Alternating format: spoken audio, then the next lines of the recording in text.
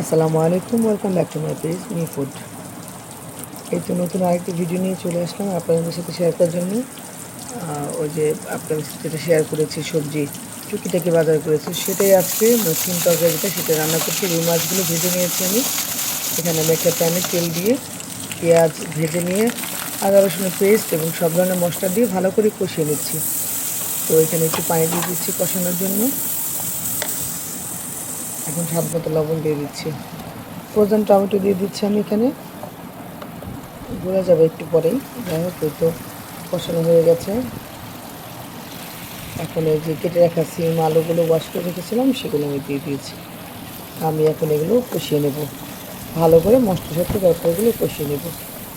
Of সিজনের সিম ভাবলাম যে হয়তো ভালো লাগবে না খেতে, কিন্তু বিশেষ করে না, আলহামদুলিল্লাহ খুবই ভালো লেগেছে খেতে, এত টেস্ট লেগেছে।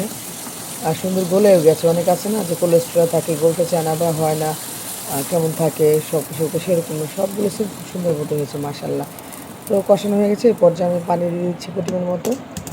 এই তো আমার তরকারি প্রায় হয়ে এসছে। এখন ভাজা মাছগুলো আমি একে একে সবগুলো এখানে দিয়ে দিব।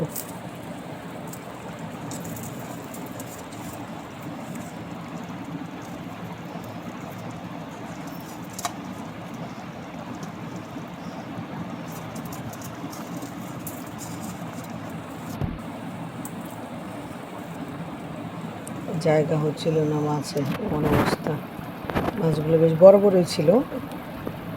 তো এই তো আমি এখন এগুলো একটু কিছুক্ষণ, মাছ যেহেতু ভাজা, তারপর একটু তরকারি দিয়ে কিছুক্ষণ রেখে দিব মশলাটা ঢোকার জন্য মাছের মধ্যে।